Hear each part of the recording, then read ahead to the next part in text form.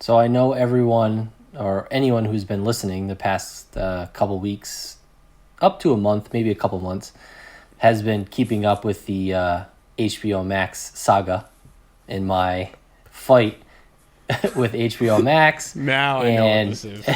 And I thought I had it when they introduced that they were going to have a partnership with Amazon, only to find out that you needed an Amazon Fire TV. Like, it wasn't just a Fire Stick. But, ladies and gentlemen, boys and girls, our long national nightmare is over. HBO and Roku have come to an agreement. That's wonderful. And as of a couple days ago, I have HBO Max on my Roku. And they did it correctly. Yeah. Because how Amazon did it was HBO reached a deal with Amazon, and I couldn't watch HBO at all. So I was paying for HBO Now, but my HBO Now app changed to HBO Max. However, I couldn't watch HBO Max because I wasn't getting HBO through Amazon. I was getting it as HBO Now. It was like a separate thing. So I couldn't watch HBO at all on the Fire Stick. Unless I purchase HBO again as like a separate thing. Even though I was already paying for it. How ridiculous is that? It's ridiculous. It's way too many steps. Way too many steps. So now HBO Max is on the Roku, and Roku did it correctly. So if you have HBO Now, they automatically convert your app to HBO Max, and you just click on and you're good. You're good to go. It's the way it should be. That's the way it should be. You would think all these details would have been ironed out before like HBO Max came out, but they don't. They don't iron any of this shit out. They just launch the next thing and worry about what preceded it later. Yeah, I couldn't believe it. I just don't understand how companies like HBO and Amazon couldn't figure out how to do that. I mean, I know why they did it, because they wanted you to buy HBO through like the Amazon store. Yeah. But anyway, I can watch HBO Max now. That's and nice. I'll get to that in what we're watching later, because I watched one of their original series. What do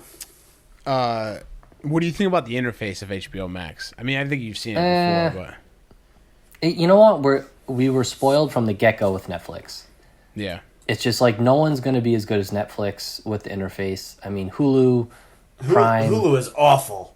Yeah, it's so terrible. Prime. And like even like you've watched this, are you interested in this? Like, how can you not?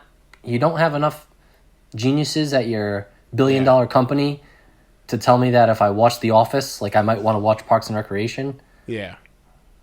The only thing they're good at is the crime series with Hulu. They recommend a lot of murder stuff for me, which is something you're very into. Psycho. I'll get. Well, one day you'll see, or will you? I hope I don't. But yeah, I'm not a big fan of the interface of HBO Max yet, because you know what? It took me 5 minutes to find Friends. Why is Friends not one of like the first things you can watch? I don't think that any streaming service has got to the like peak of user interface for these streaming services. Like Netflix, I think, is the best. I think that's the top. And then you have like, I think that Disney Plus is pretty good. And then you drop down to the tier of Hulu, HBO Max, and Amazon from the ones that I use. And I think that there's going to be this like aha moment where this company, whatever company it is, redesigns their UI and it works perfectly. It's like, oh, this makes so much sense. I can see what's new. I can see shit that I can continue watching. It's very good. Apple has their app called Apple TV, which is very confusing because there's an Apple TV, the device, there's like a Roku. There's Apple TV Plus, which is their streaming service. And then there's Apple TV, which is the digital version of their actual box device. That's how I describe it, which aggregates all the shit you're watching. So on my Apple TV device, there's an app called Apple TV. And when I go into it, it says continue watching, for instance, Pen 15 on Hulu. Continue watching The Mandalorian on whatever, and it will, you click on it and it will bring you to the app to watch it. It's not perfect, but it is a nice aggregate of all the different streaming services. Yeah. Google has one like that. My Google phone has something like that. Yeah, and actually, I've heard a lot of great things about Google. Just released their Google. I don't know what they call it. It's Google TV, I think. It's a little dongle, and it's basically a direct competitor to the Apple TV. It's a little device that gives you all the streaming services, like a Fire Stick or whatever. And it's different from a Chromecast, where it has the stuff built into it, and you can get a remote with it, rather than you having to put stuff from your phone to the Chromecast, which is kind of cool. I've heard good things about it. We actually got that so Jen's parents are making they're cutting the cord to cable, and we got them that Google device for Christmas this year. So I'm sure I'm going to get 1,000 calls trying to, hey, do you know how to do this? Actually, no, Jen's brother's actually really tech savvy, so he'll be able to figure it out. So I'm probably off the hook on that one. Well, we shall see. Actually, you know what other one I wanted to say also sort of sucks is YouTube TV. Yesterday, I, for the life of me, could not get the Ohio State Northwestern football game on. I had to search Fox and go to the station. It didn't come up in my sports section. It didn't come up and suggested for me, even though I think it depends on how often. No, it didn't come up. It didn't come up on live. How often I use the station.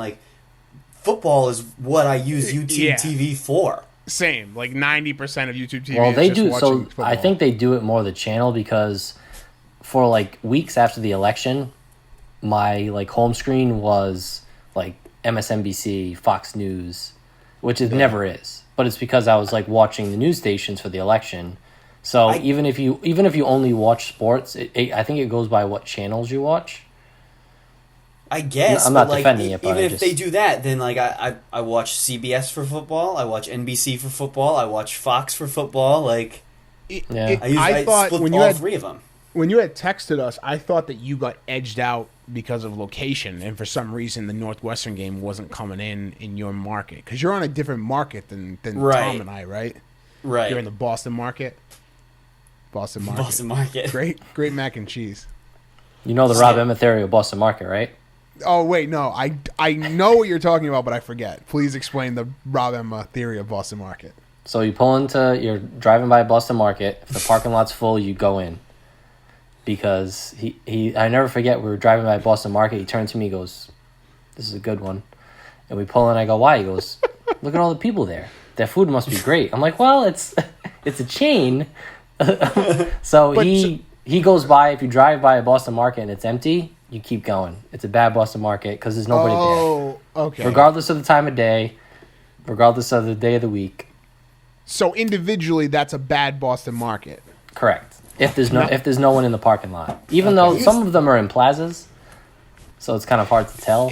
Does he take this to any other food locations and talk about it? I have to imagine he does. I think that's just a thing that he does for all. All right. If you guys have nothing else to talk about streaming services right now, let's get into celebrity birthdays because I'm excited. I got to make the riddles this week. First time moderator. I read them to Lindy. She didn't get any of them, but that's not a good judge because she was questioning a lot of these. There's 4 of them. There was a lot of things where I feel like you guys will get them right away that she didn't get, and we'll see. I don't think they're too hard. If they are, the next time around I'll dumb them down a little bit. But I thought I got pretty clever. We'll see. So we got celebrity birthdays. We got 4 of them. Adam and Ryan, you're going to be collecting points. Do we have someone keeping score? I do. I have the score spreadsheet up, and we've got Matt with 4.5, Ryan with 7, and me with 2. Matt with a huge jump. This probably will not be the only week where I won't score points. I can't score points this week because I'm doing it, but other weeks, it's a good chance I score no points. So here we go. Okay, first up. This versatile bad boy is just as comfortable playing an undercover cop or making the jump to directing a mid-90s teen drama. Jonah Hill. There you go. Got it. I'll read the rest of it because I'm pretty proud of it. while he usually runs with a pack of wolves, this actor is one of a kind. Pretty good, right? Yeah. It was Jonah Hill. How old is Jonah Hill, Adam? Jonah Hill is 34. Okay, Ryan? I'm going to say Jonah Hill is 33. Jonah Hill, 37 today. Ah. Damn. Yeah, a little, honestly, a little older than I thought as well. It's 2 So for we got me. Jonah. There you go. One for you. A point for you, right? Yeah, but Yeah. that's, I mean, oh, sorry, that's 2 celebrity birthdays that I've got 3 total right. points. Okay. Oh, I see what you're saying. Okay. All right, next up. This old school jokesters movies are known for their hangovers, but his most recent movie is that of a sad clown. Will Ferrell? Todd Phillips. Todd Phillips is the correct answer. Todd Phillips, of course, director I of am Old on School. fire. Director of Old School, director of the Hangover movies. I think all 3. And, Yeah. of course, Joker. Adam, how old is Todd Phillips? 55. Okay. Ryan, how old is Todd Phillips? I'm going to say 48. Ooh, Todd Phillips is 50 years old. So I'm almost in the middle of you guys. Okay, next one. Number 3. This roof hockey aficionado's mood swings from black and white to full-blown color. While he loves his little job, he isn't supposed to be here today. Wait. This roof hockey aficionado's mood swings from black and white to full-blown color. While he loves his little job, he isn't supposed to be there today, or here today. Fuck. I think the biggest hint is he isn't supposed to be here today. Yes. Do you want me to read it again? I remember it. I just can't think of it. Well, so do you know the character? No. Do you know the movie? Or movies? Roof hockey? Yeah, he's a roof hockey aficionado. Roof hockey? Yeah. Roof hockey aficionado. Mood swings from black and white to full-blown color. While he loves his little job, he isn't supposed to be here today. Stephen Root? No. No. All right, I'm gonna give it to you guys. Yeah. The answer is Brian O'Halloran from Clerks, because they played hockey on the roof of the Clerks building. And he isn't I would supposed have to be never. there Yeah, I would today. have never gotten that. And Clerks 1 was in black and white, and of course Clerks 2 was in color. Yeah. So Brian O'Halloran. So you know the character though, Dante. Yes. Okay. Yeah. How old is Brian O'Halloran? Jeez. Jeez. Yeah, I don't know. I'll say 56. Okay. Adam? I'm gonna go 54. Brian O'Halloran is 51 years old today. Oh. He's actually I mean he's fairly young. I didn't really put 2 and 2 together, but he's almost the same age as Kevin Smith. I think Kevin Smith just turned 50, didn't he? Yeah, I was trying to put it, base it off of Clerks, but I mean, I guess they were super young when they made that. 94? 4? Yeah. Yeah, I think 94. Okay, last one. This is kind of a wild card. You guys will be able to get it, but it's kind of out there. This Johnson of Wall Street has written the book on breaking laws and keeping order. Johnson of Wall Street. Dick Wolf. Dick Wolf is the answer. Good, Adam. That was a fucking good You one. like that? Yeah. All right. So Dick Wolf, of course, the writer and director of Law and Order. How old is he? 71. Okay. Ryan? 72. Dick Wolf is 74 years old. Oh! So nobody guessed an age today, which I guess is not out of the ordinary, but... Hey, I got 3 of the birthdays. Those are good riddles. Thank you. I appreciate it. Well done. I'm glad you guys got him because, like, saying him to Lindy, it was like I was speaking Chinese. Like, she had no idea. And just like that, I moved ahead. I moved ahead of Matt for points. I should have made him harder. God damn! I should have made it so you guys can't get any of them. Ooh, I'm trying to look at some of the other celebrity birthdays today. Ooh, JoJo. Yeah, JoJo. Yep. That was one I was gonna do. Yeah, I don't know what we could have gotten for that one. And there was really no other like big time actors. Like the principal from Glee. I don't know if you guys would have known that. No, probably not. I don't remember his name, but the principal from Glee is one of them. But yeah, JoJo was the other one in the running. But then when I saw Dick Wolf, I'm like, oh, this will be a fun one. Dick Wolf. All right, let's get into what we're watching. What do you say? Who wants to start? What do we do for this? I'll go first because I watched quite a bit this week. Give it to me. So I got up and like I've just had like a hankering to watch any fucking Spider-Man movie I could get my hands on, but they're on no streaming platforms. Like they're stuck in some purgatory between Sony and Disney Plus where they're just not on streaming services. So we recently like put all of our DVDs in our like TV console, and I had Spider-Man 2 in there. So I was like, I'm watching Spider-Man 2. That movie's fucking awesome. Mm-hmm. That movie's so good.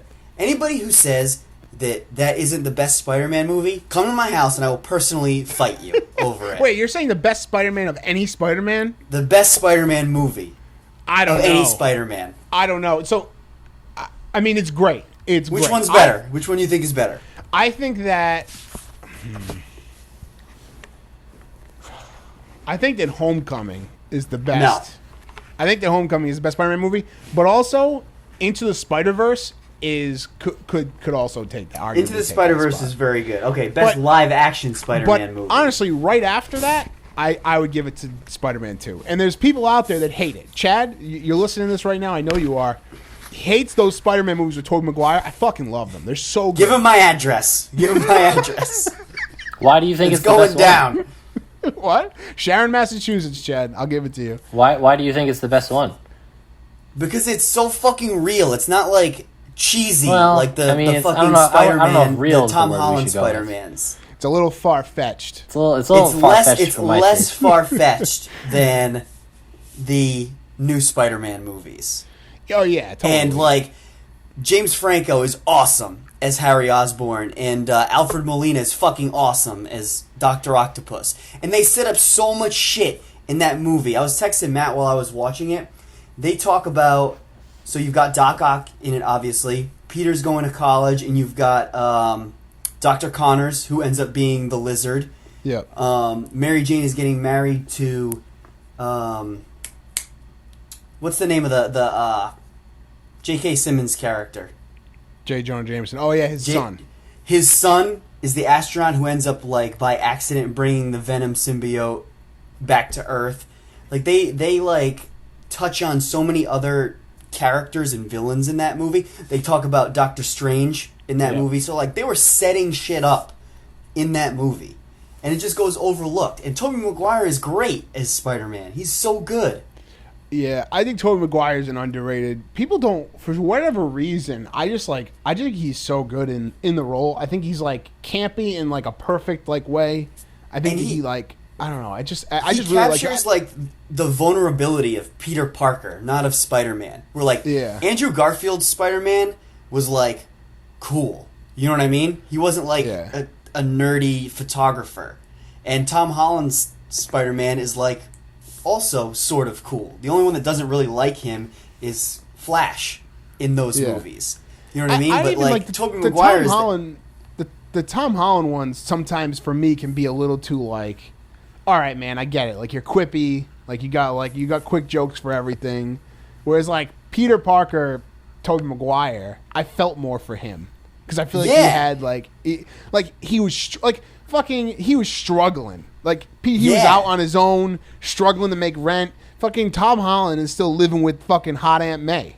Yeah, he's got it made, and he's about to have Happy Hogan as his uncle. Right. Like he's probably going to be living it up soon. Yeah, even more so. Stark Tower. Yeah. But like, that whole thing. He gets Peter Parker in Spider-Man 2 gets fired from his job. Like he's failing all of his classes. He loses Mary Jane. He loses his fucking powers. Like he's losing so much. so you just feel for him. Yeah. So I watched Spider-Man 2. It was awesome. I was super happy I did. I watched Prometheus, another Christmas movie, because they wake up on Christmas. Another one. I woke up in the morning and I saw a tweet that someone said, it's a Christmas movie, and so I'm like, all right, that's the all excuse I needed to watch it, and so I watched that movie. Another awesome flick. I still remember when we saw that in IMAX 3D on Thursday night. That was like one of the best IMAX experiences I've been to. Yep. That was the weekend. That was the weekend the week that I got Batman. Yeah, it was. It was that weekend. But I remember seeing that movie in theaters and being like just absolutely floored by everything. The cast is underrated. An underrated cast. Yeah, sure. You've got Charlize Theron and Idris Elba are secondary characters in that movie. That's how stacked the cast is. So for the first time I watched Uncle Buck.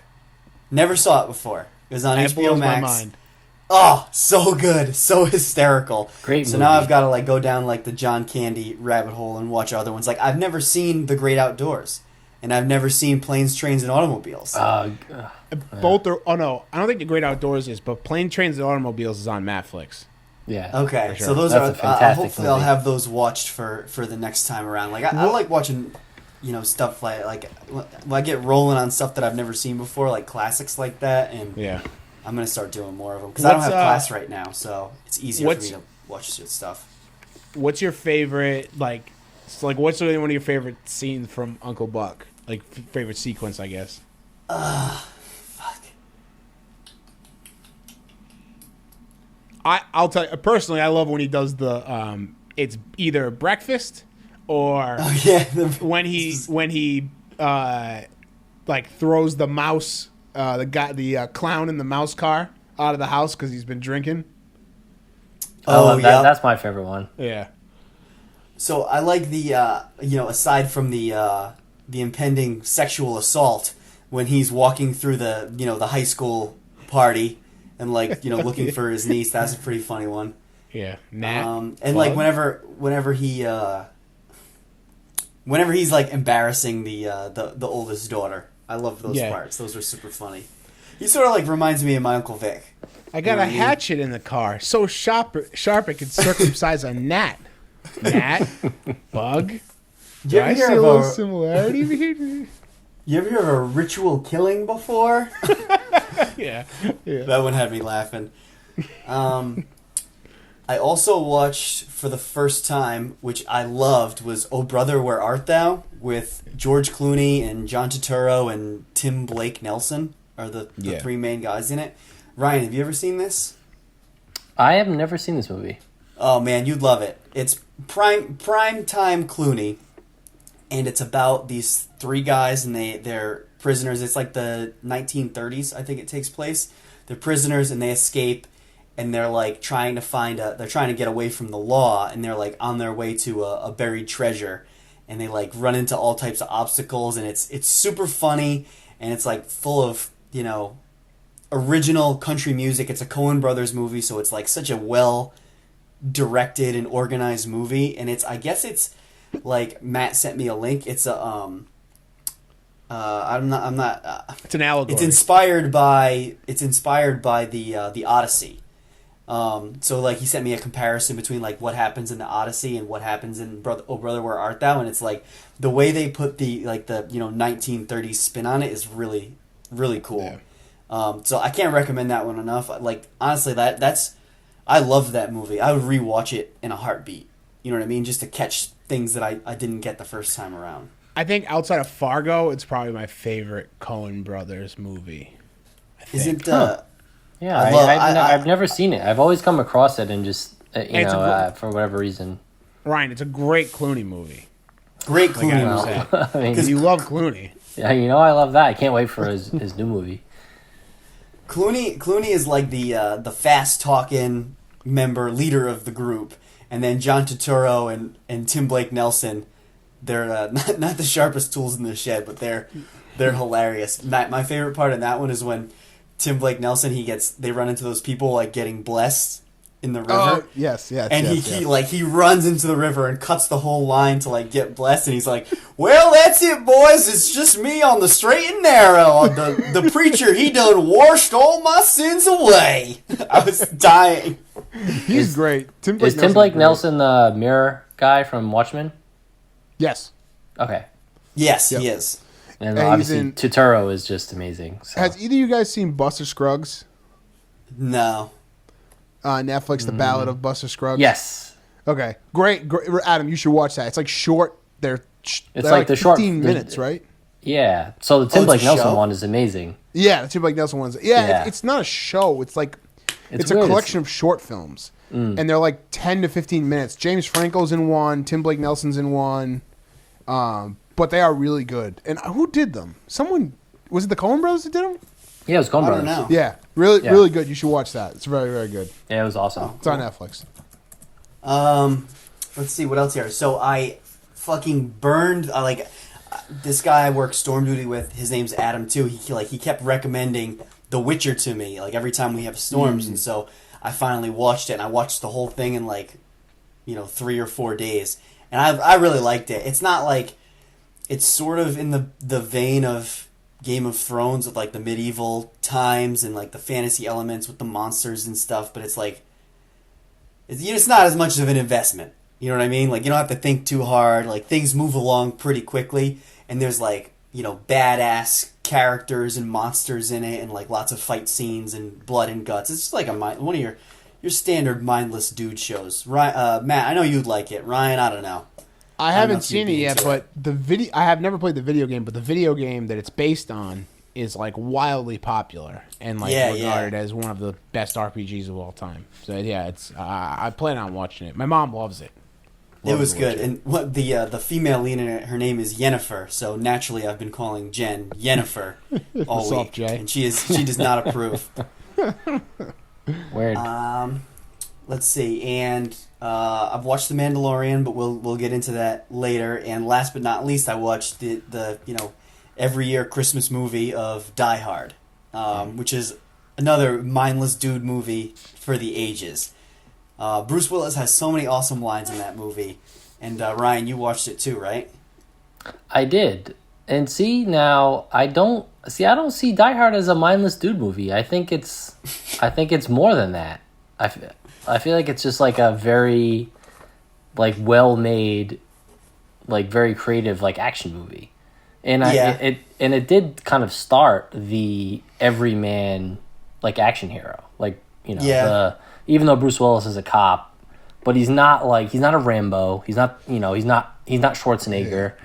Yeah. He's just like the normal guy who's like just happens to be in this scenario and saves the day. He kind of has, and not to a full extent, but he kind of has the Clint Eastwood Dirty Harry about him.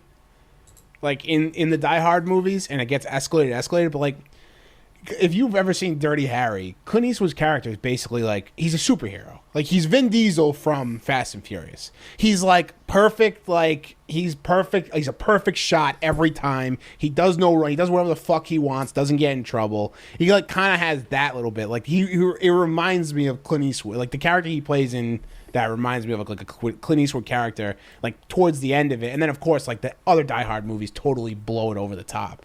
But yeah, I think you're right. See, I don't see that in the original Die Hard though. He's really nothing special. I mean, he just is. Yeah, he doesn't have like superior skills to anybody else. You know what I mean? He just uses what's at his disposal and kicks ass. For the first like almost over the first half of the movie, the only reason he has an advantage is because they don't know who he is. Yeah, I guess I haven't seen it in a while. I know. I'll tell you, Matt. I felt the same way, but then when I rewatched it, like the only reason he does a lot of the stuff he does is because they didn't know he was there. Yeah. Like, Hans Gruber didn't know he was there or where he was. But I will say it's funny watching... This is going to be a humongous slight to Die Hard, but comparing it to Passenger 57 with Wesley Snipes. But, like, literally, Bruce Willis is on the plane, and, like, the flight attendant's, like, checking him out. It's like, he has to be, like, the object of every female's attention. Like that was the formula for those action movies, no matter what. 80s, 90s, like he had in Bruce Willis, I mean, to me, like he looks worse with his hair fading away. Like, he's a bald guy. Like he just needs to accept it and be a bald guy. But like with his hair, I mean, he's not like, he's not a Clooney. He's not like a Ryan Gosling. And then like, every female that he walks by is like, oh my God. Like, look at this guy. It's just so funny. Like, all right, take it easy. We get it. Like, we know he just oozes charisma. Yeah. You wouldn't understand. No. One day. But so now, I know, and everyone has this discussion, is Die Hard a Christmas movie? I think if it takes place, if a piece of the movie takes place like on Christmas, that's a little too broad, actually. So let's see. I wouldn't see personally. I know that everybody's like Die Hard's a Christmas movie, whatever. It's pop culture. For pop culture's sake, it's a Christmas movie. But me personally, because I will die on the hill that The Nightmare Before Christmas is a Christmas movie. It is 100% Christmas movie. That's another one. Give up my address, I'll fight you. The plot has to revolve around a Christmas theme. It can't just be Christmas and have snow to be a Christmas movie. I will allow Die Hard because I don't feel like hearing fucking, I don't know. It just, well, at least it really is. The whole movie takes place on Christmas in Die Hard, like, at least. Is Gremlins a Christmas movie? No. Does it take place at Christmas? Absolutely. Is it snowing? Absolutely. It's not a Christmas movie. I know, but I'm saying Die Hard. We're going to focus on Die Hard here. No. I say no, then. Yeah, really? We got derailed. I can't let people have it. I can't.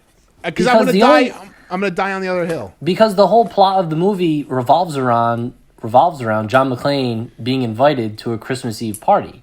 Like, if he's not at that party, then...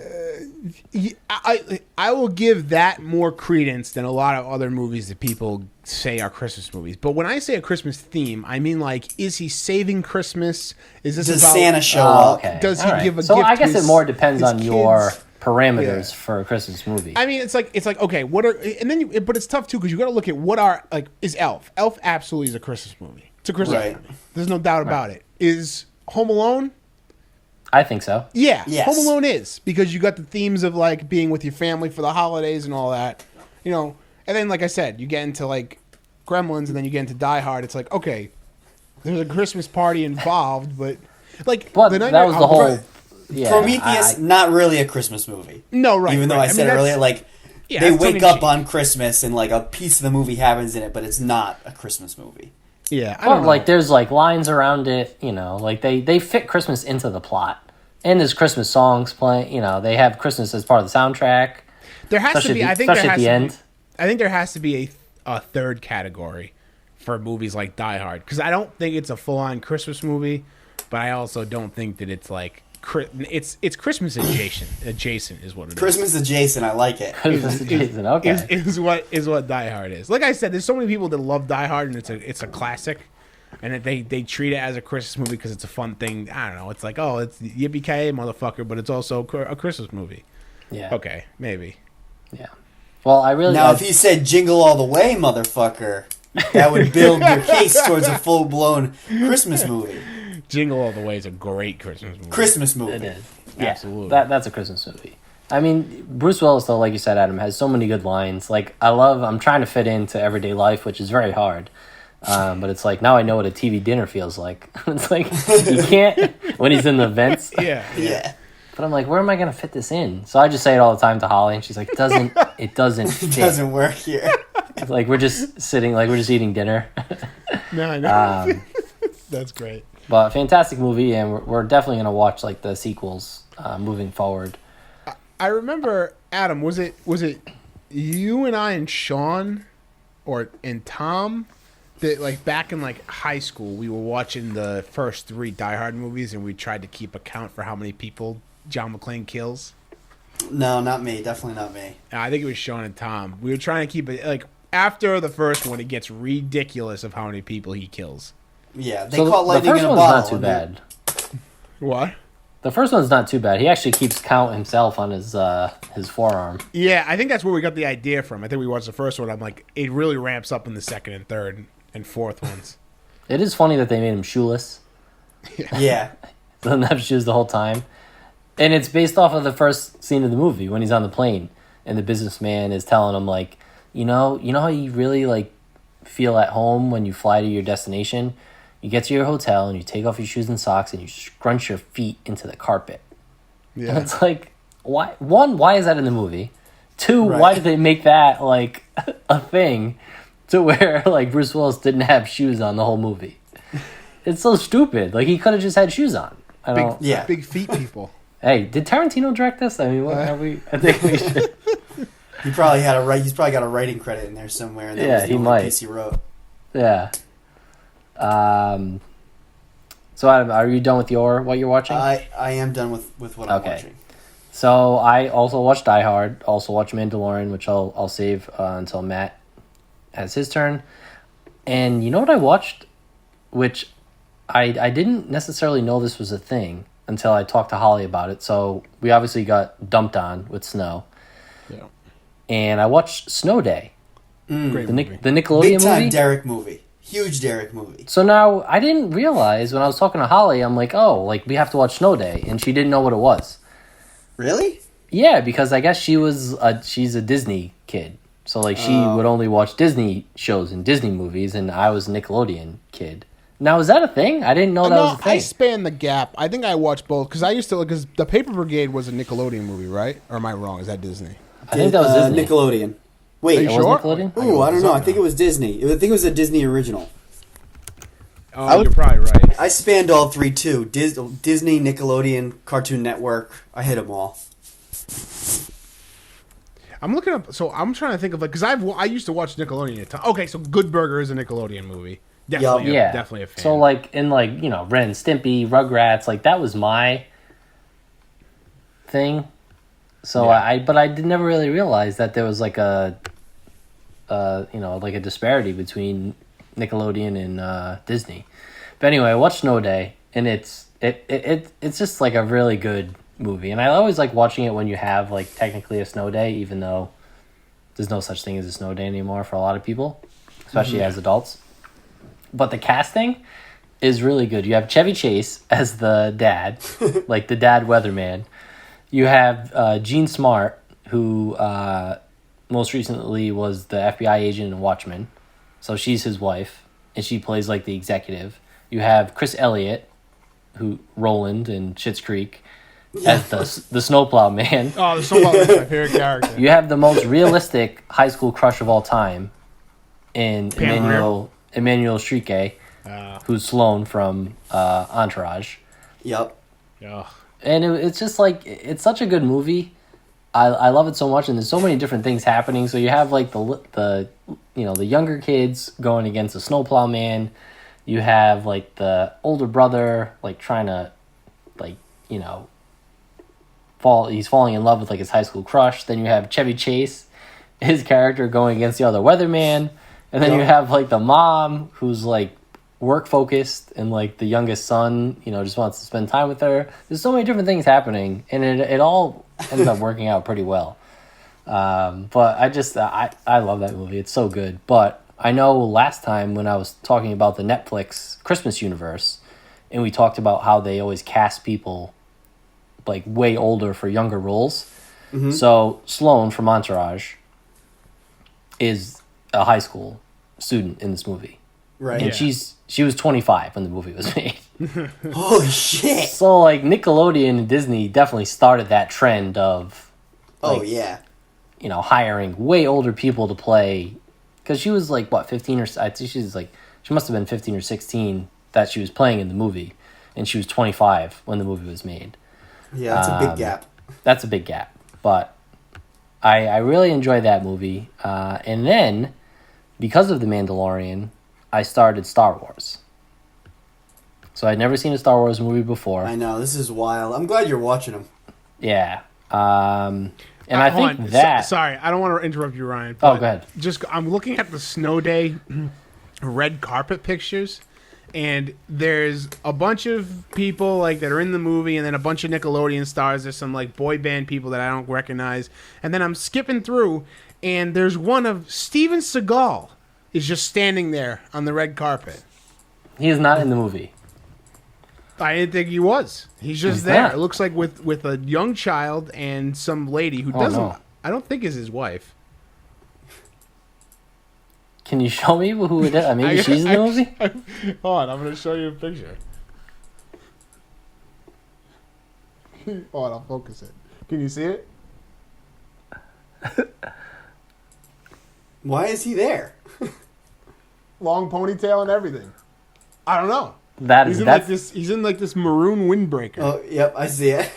The ponytail. Yeah, he's not in the movie for sure. I can guarantee that. Yeah, I don't know. There's a bunch of celebrities and their kids at the premiere in these photos. It was probably maybe because it was Nickelodeon. Yeah, maybe. Go back to Star Wars. So anyway, so I started Star Wars. I watched A New Hope and Empire Strikes Back. Beautiful. I want you, when you're all done, when you're all caught up and you've watched all of them, I want you to do your power rankings, Rogue One included. I will. So I'm doing. Matt told me to start with basically go in order of how they're made for the first 6, and then go and do the individual spin-offs.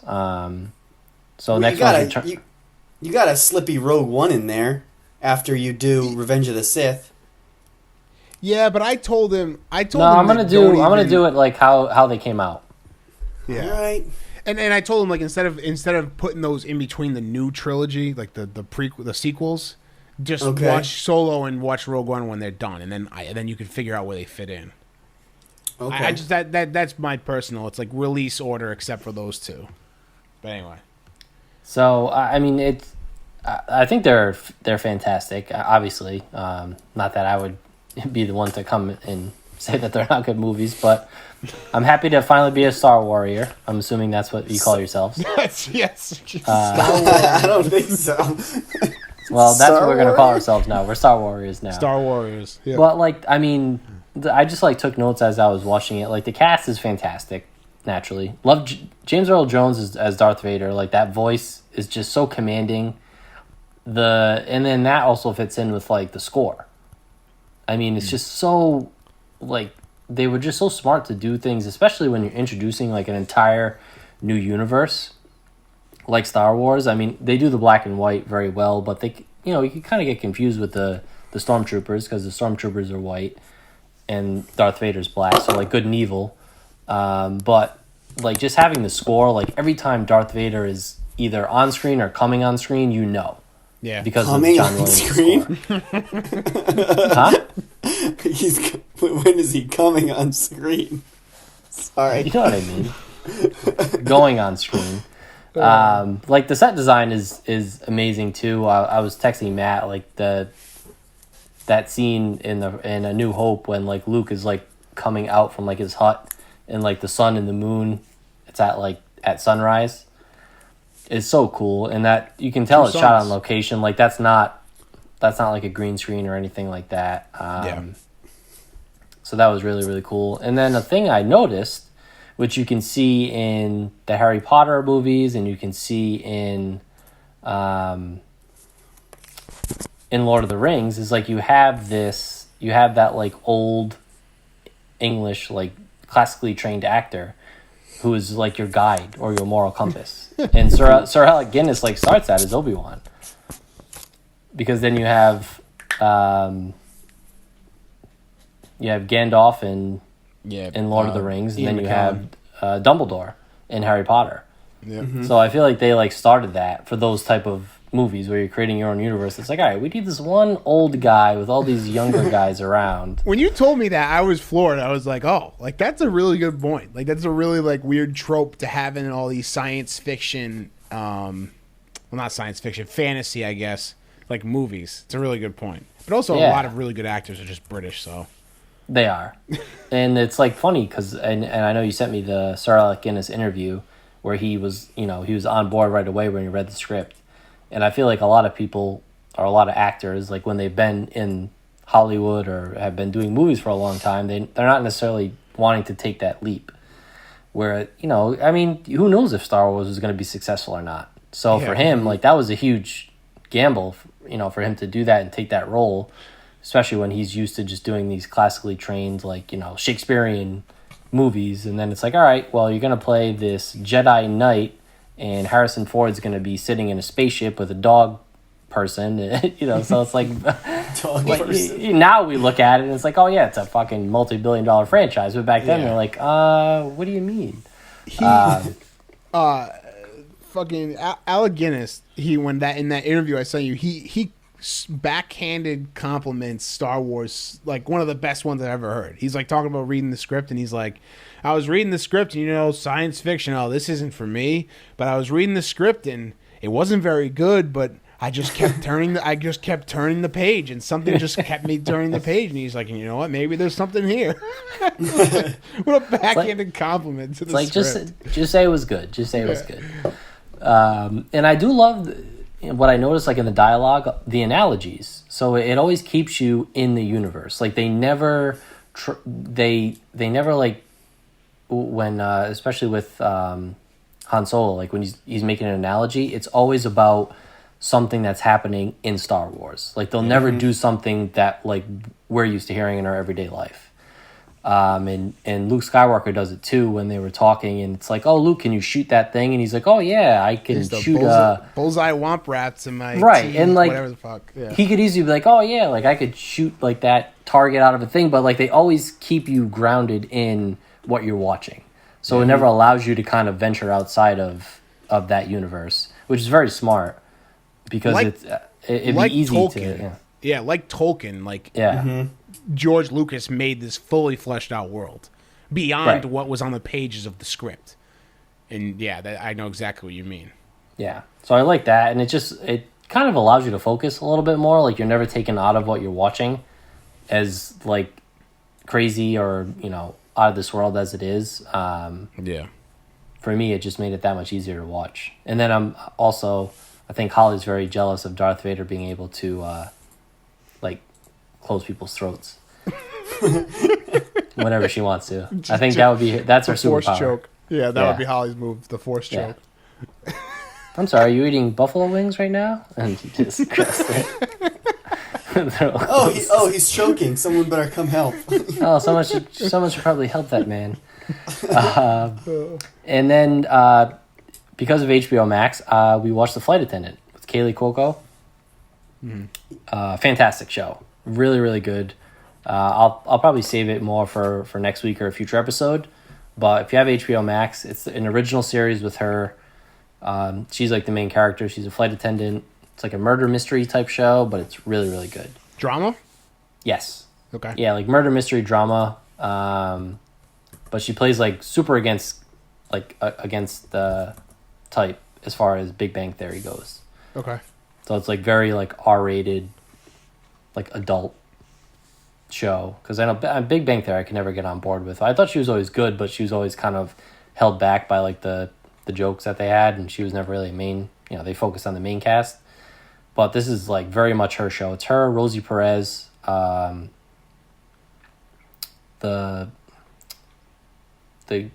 second Daenerys is like second in command, like the second actor that played him.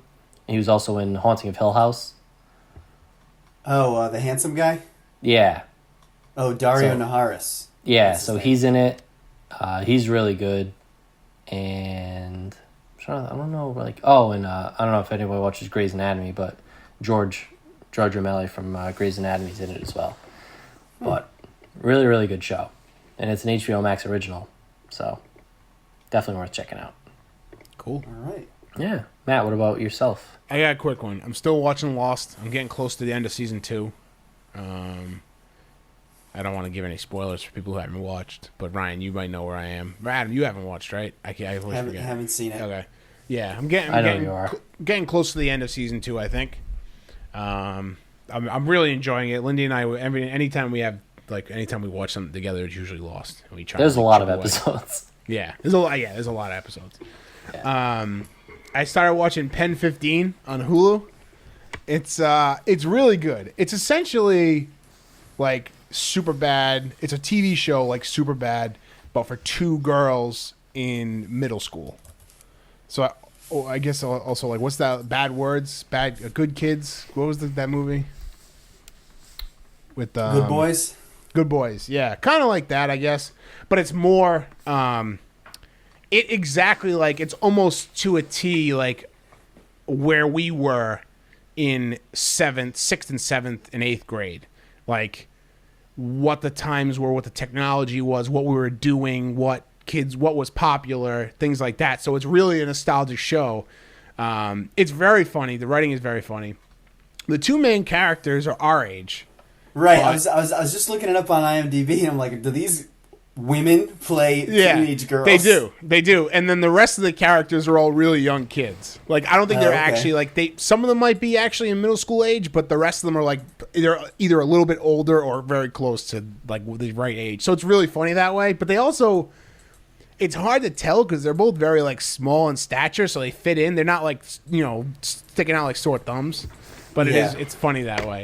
But it's really good in the fact that like it triggers a lot of nostalgia. Like they had a whole episode of talking about Instant Messenger and like the trials and tribulation of AOL Instant Messenger. Yep. Dial up. Like dialing in and then selecting your screen name, looking at people's profiles and making your own profile and all that stuff and all that. It was awesome. And like very accurate to how we were all feeling at that time.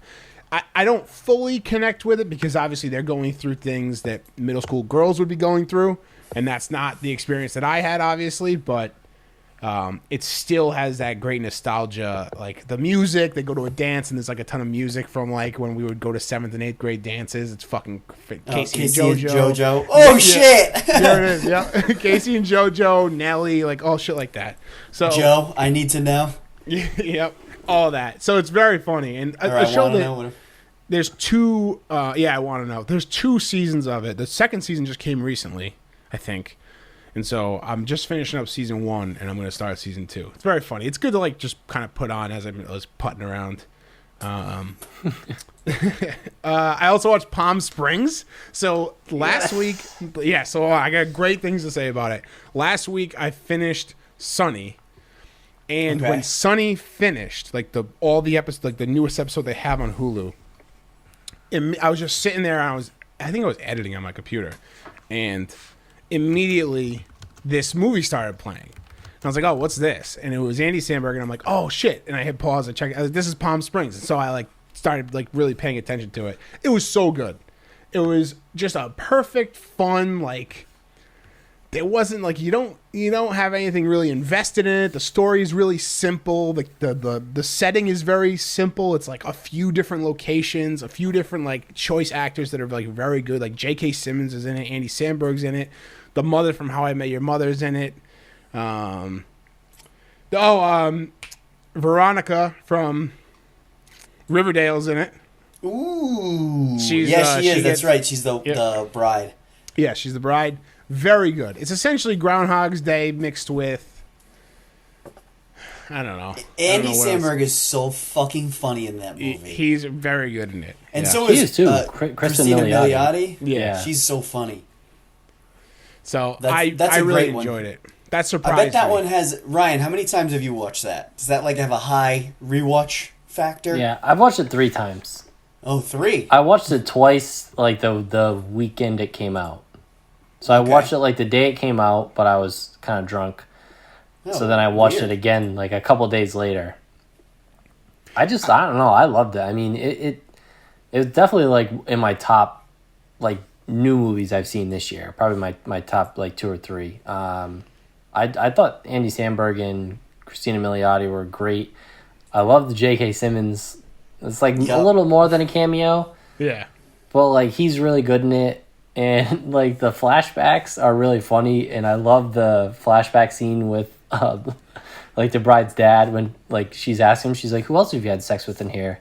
And they flash back, and it's Schmidt's dad, and the guy's like, "What are we doing here?" He's like, "No, I'm just kidding. I didn't have sex with your dad." But like there's like more to it as it gets going, because obviously she, made her mistake with her, her sister's husband, and like they have to figure things out, and I don't know. I fucking love the soundtrack. Like the music is so good, and it's all like songs that I've never heard before, but they're all like not household songs, but yeah, I'm obsessed with that movie. So any time someone brings that up, I'm very happy to talk about it. I was very happy with it. It was very funny and a very good, very cute movie. And I love how like J.K. Simmons and Sandberg are just like pals.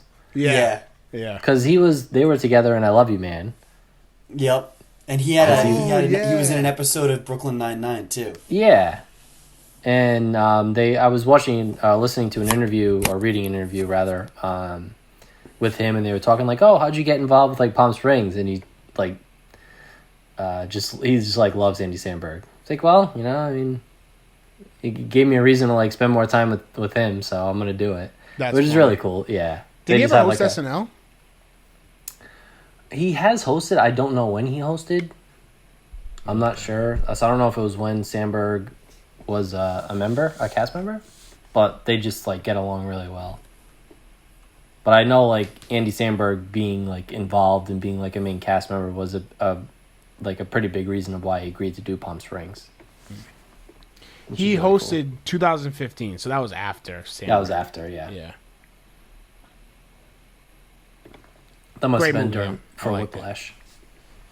Yeah. Oh, Whiplash was so good. Miles Teller. Okay.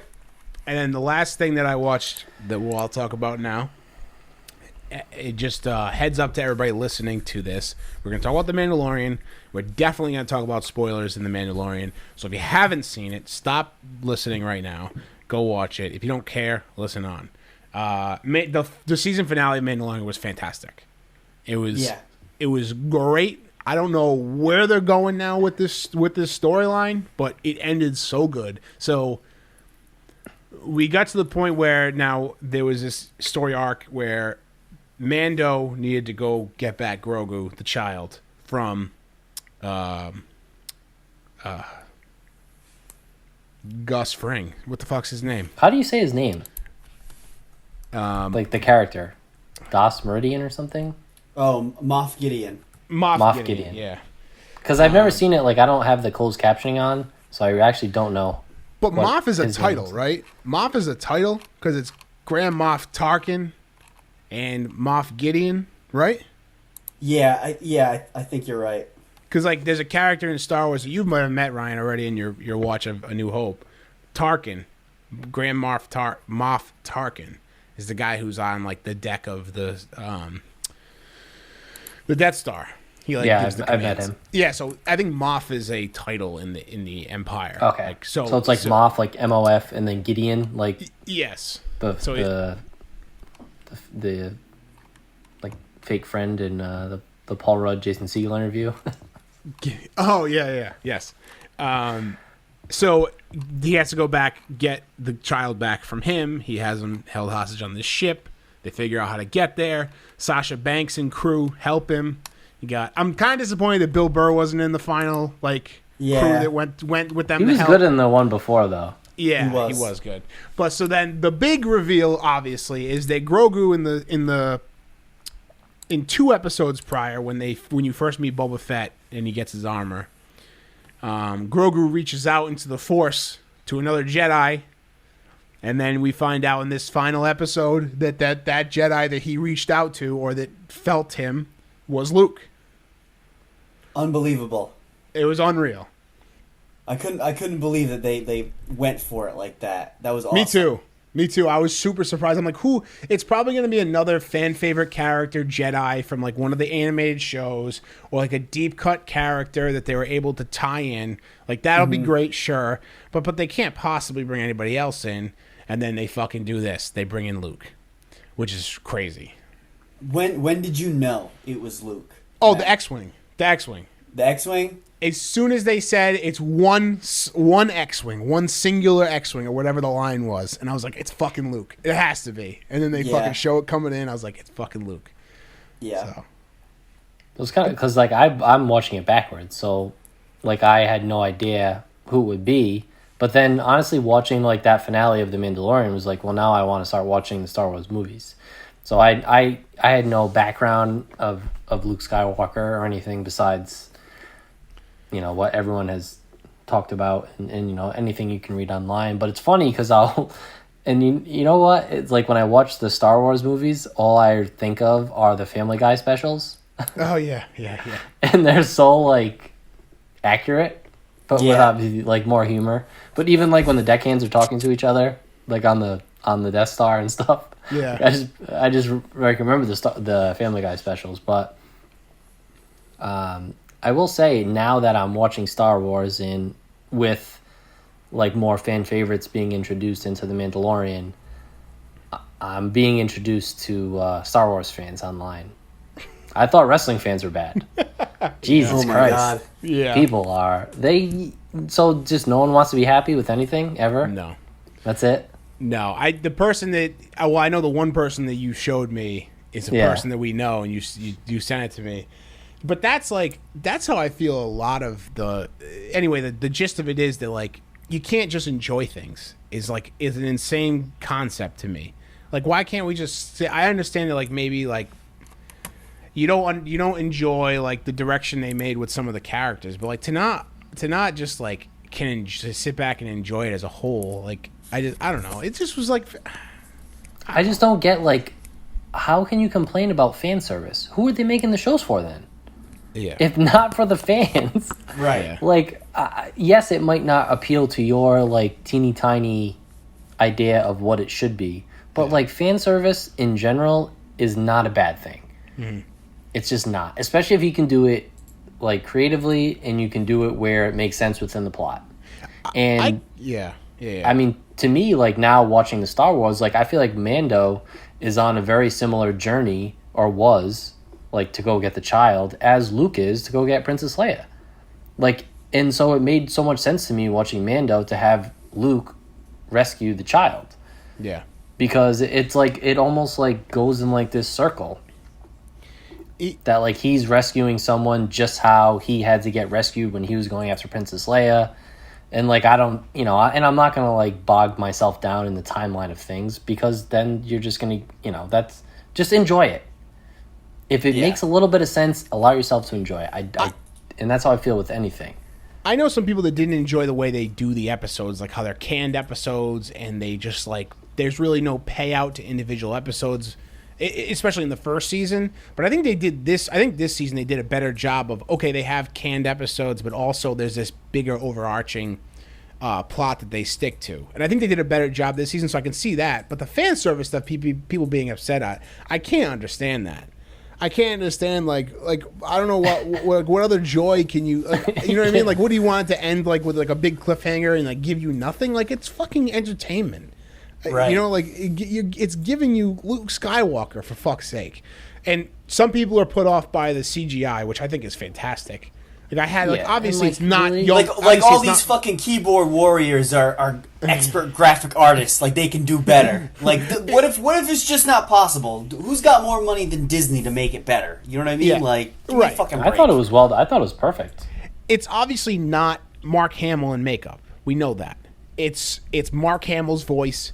It's the de-aging that Disney has been doing for. I mean, really, I think they mastered it in. Was it Winter Soldier or Civil War with Robert Downey Jr.?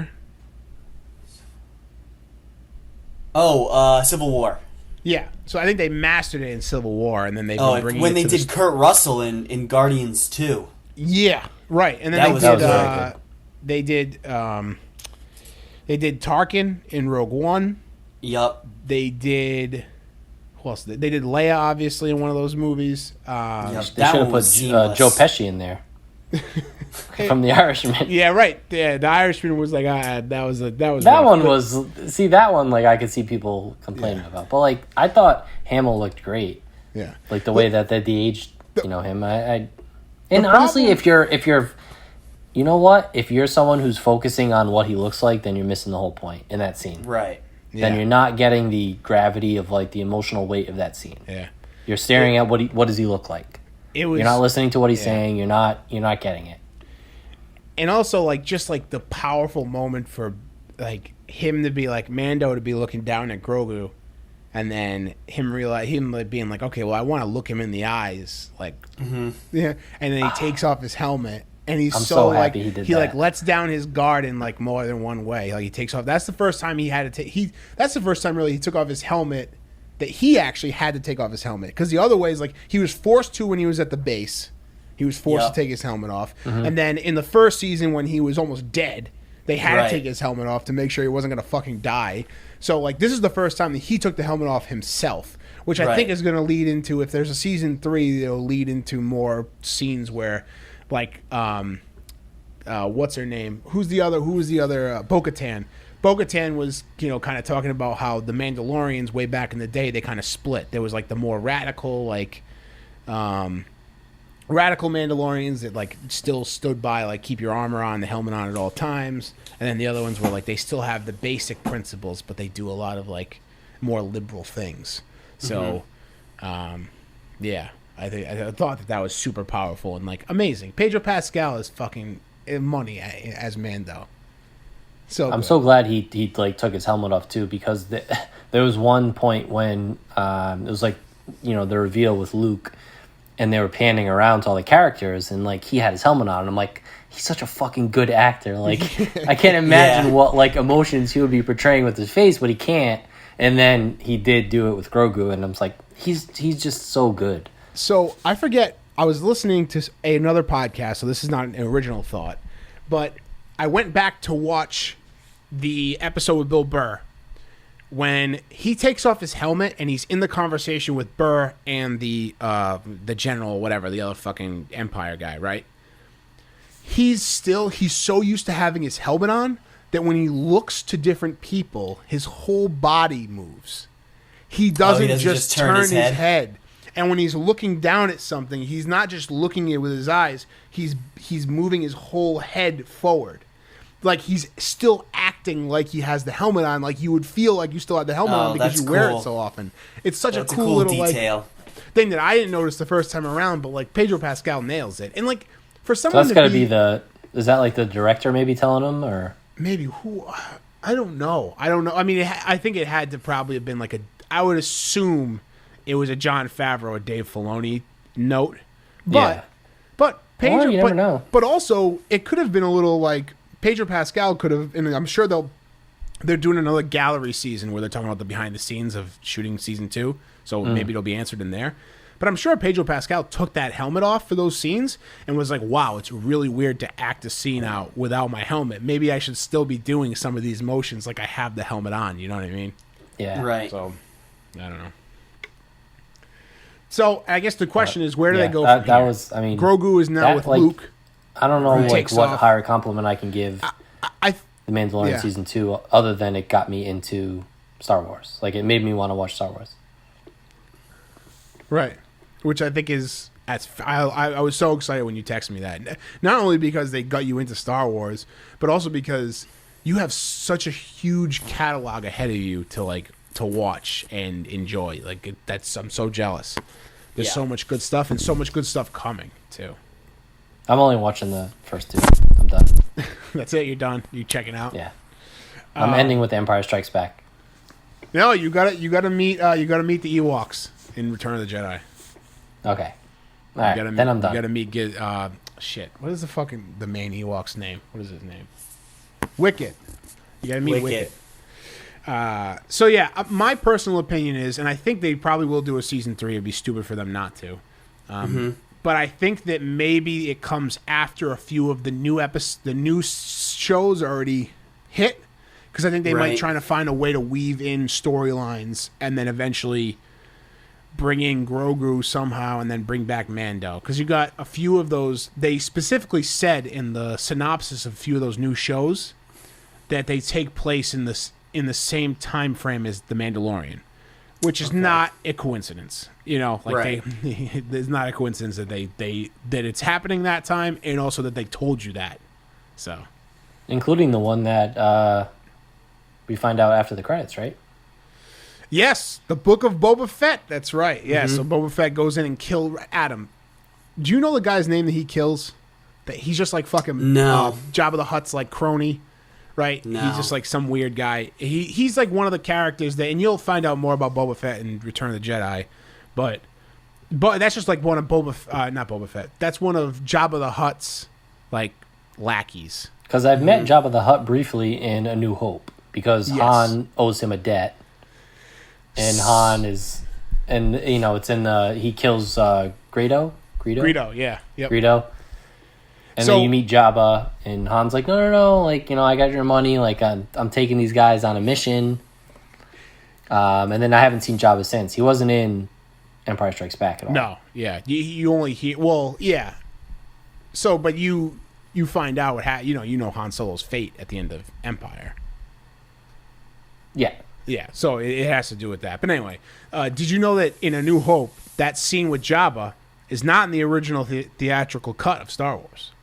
Really? So that was filmed with... When he's like, it's so funny because, like, the way they film it, he like, wants to put his arm around him, and he's, like, talking to him, like, hey, look, but he's just, like, this blob. Yeah. So Harrison Ford's just, like, sidling up to him. Yeah.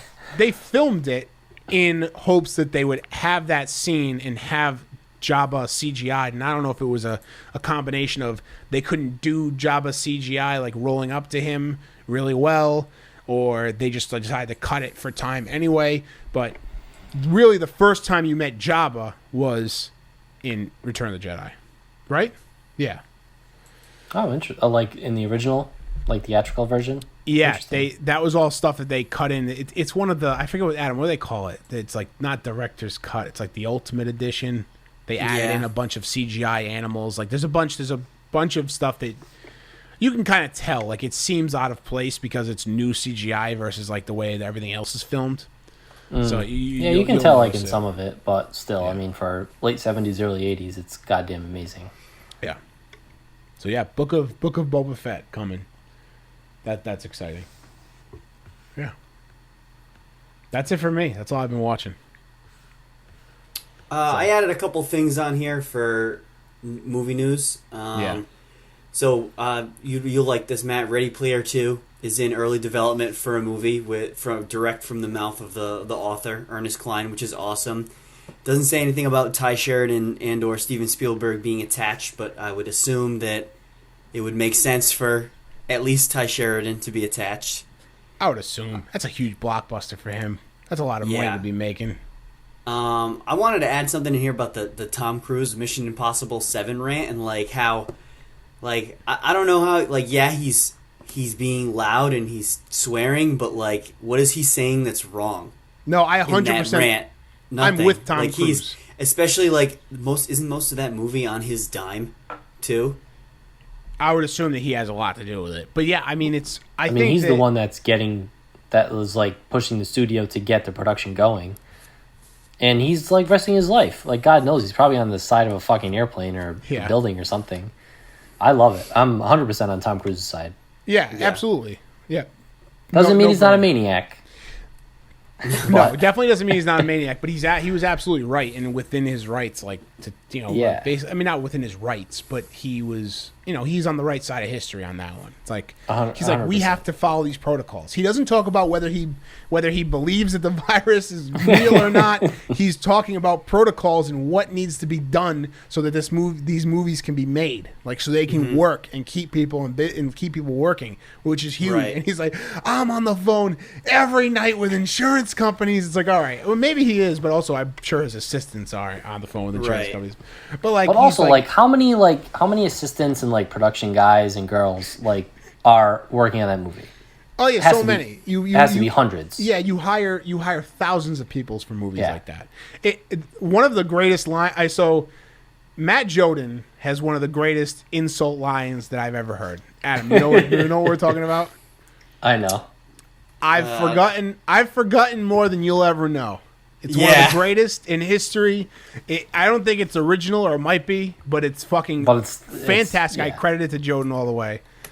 I think that Tom Cruise has a new one. I don't think it tops it, but when he screams at the top of his lungs, he goes, I am beyond your apologies.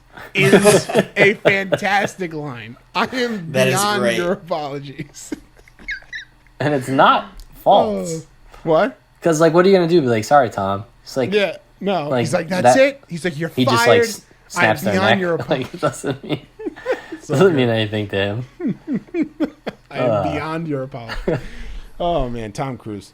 So that's exciting. And then the last thing I have on here is the Space Force. So the Space Force, Mike Pence announced that finally there's a name for the people that are going to be in Space Force called the Guardians. So Is Of that the what they're called galaxy? on the Steve Carell show? Did they just pull that from the Steve Carell show? what are they called in the Steve Carell show, Ryan? They're not called Guardians. I forgot. Are they something- called something? Or they're just astronauts. I don't even know. Yeah, But it's almost like they're the Guardians of the Galaxy. almost like that. Yes. And James Gunn put out a tweet, kind of Yeah. making fun of it, tongue in cheek. Like who? Yeah. Well, hey.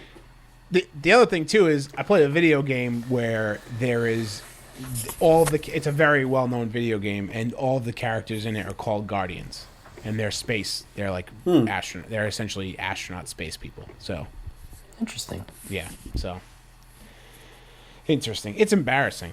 I mean, it is cool. It would have been cool if anybody else had done it, but it's just fucking. It's like really at this Yeah. point in our time, like, is that really what we need to be concentrating on? Is like the Guardians, the space. All right. Well, they have their priorities in order. Yeah. So we We gotta have to name go. the Space Force. But that's it. And that's all we got today. We did a long show last time. We're heading on a long show this time too. But Yeah. a lot of what we're watching, a lot of Mando talk. Yeah. But I don't Big know, week. that's it. 2 big Yeah, weeks it's in a a big row. week. Christmas time next week. I'm sure we'll find a time Christmas this week, coming week, this coming week. We'll have our next episode up right after Christmas, I think. Yeah, from there. probably. So next time it's Adam is doing celebrity birthday riddles. I will Yes. do celebrity birthdays. I have to redeem myself. Okay. I Closing chalk it the up to gap the on remote. ya. It's being Oh. remote. I can't get I'm a feel sorry. on it. I had a feeling that was going to be an issue, but I tell you what. No, I'm just kidding. You did a very good job. We're gonna be doing. Hopefully, if we're next weekend, if we're gonna watch football together, maybe we'll do it then. We talked about recording it then. Maybe we'll just do it then while we're all together, wherever we are. I'll set it up so we can record. So That would be amazing. cool. All right, All right, gang.